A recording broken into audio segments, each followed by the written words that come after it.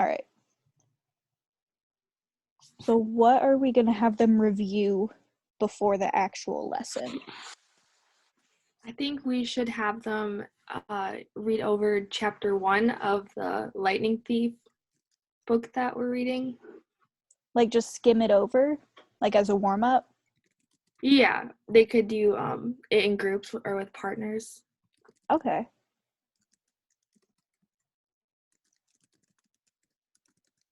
We could have them review like plot lines of like what happens, storylines, what should happen throughout a story. Yeah. So like what they can pick out. They can even make a prediction if we wanted them to do that. Yeah.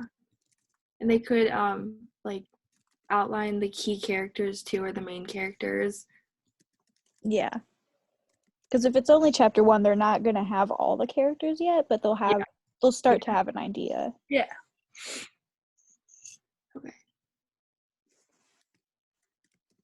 Okay. What do you guys want to do for the explicit instruction?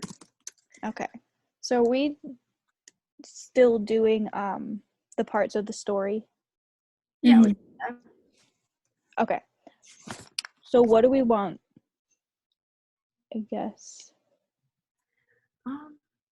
Well, because if they're doing review, making prediction and plot lines, that we've already talked about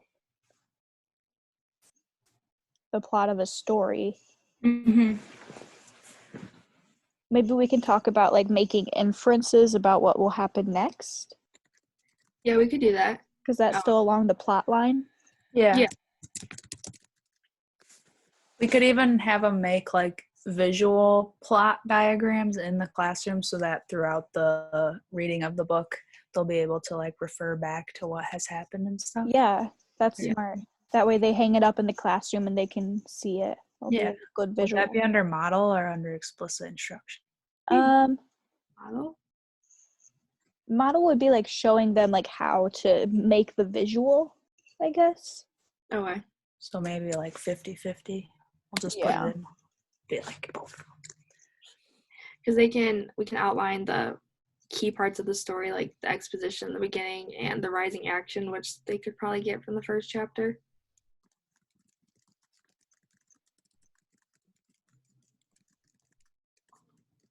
Yeah, and I mean, if they did diagrams like individually, we could have like a class diagram. So we're like, okay, what's happening at the beginning? This is like the rising action or the introduction. What happened here? And then write it on the... Good. I like that idea. Guided practice. So that would be them making their individual ones. Yeah.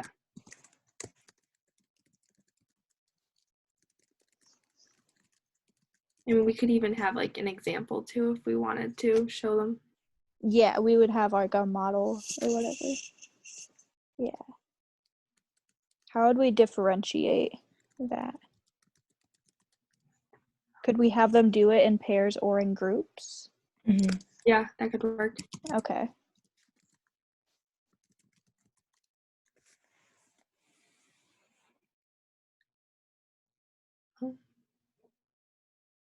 We could have them create it however they want. So students could either like write it or they could do pictures and describe it verbally, however they want to do it. Yeah, because then that'll be the different learning styles. Mm-hmm. And that addresses like IEPs, so students who like need to do voice to text or students who are nonverbal can draw. Mm-hmm. That's perfect.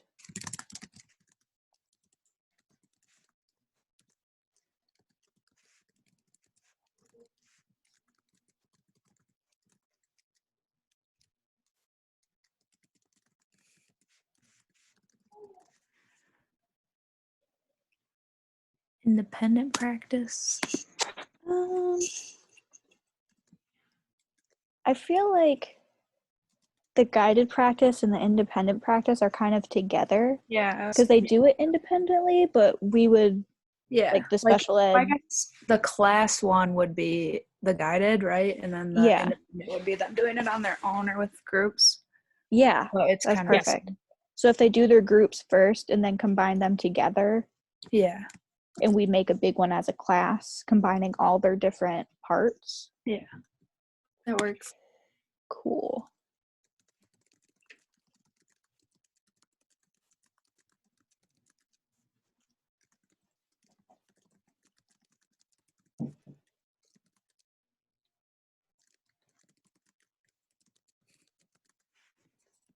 Yeah.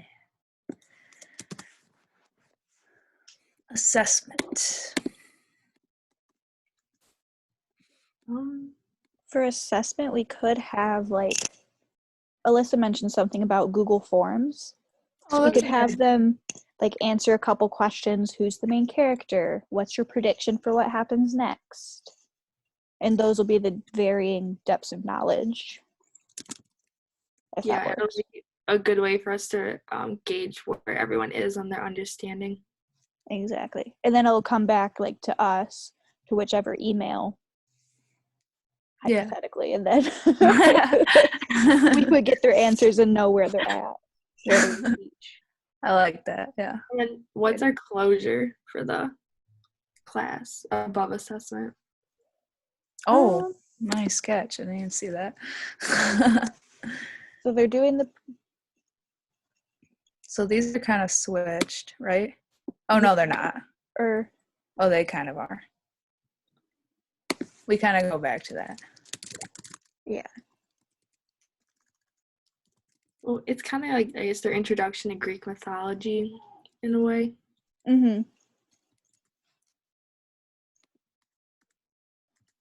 Is the closure? And like As an exit ticket, is that what we're thinking? Or closure. Oh yeah, we could do an exit ticket, or like have them read the next 2 chapters. okay, like get started on reading the next 2 chapters. Yeah. Okay, yeah.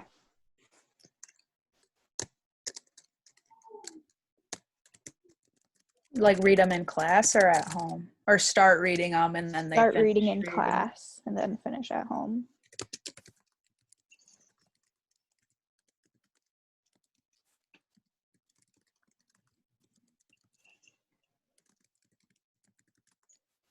And if we wanted, whichever one of us could even read aloud, Mm-hmm. and then kids could follow along.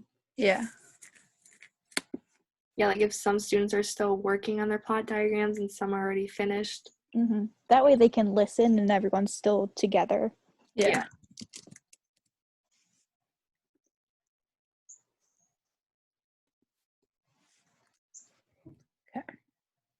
Okay.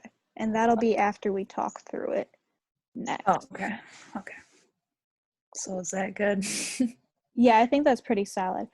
I think Yeah. we need to change the standard because I forgot that we were doing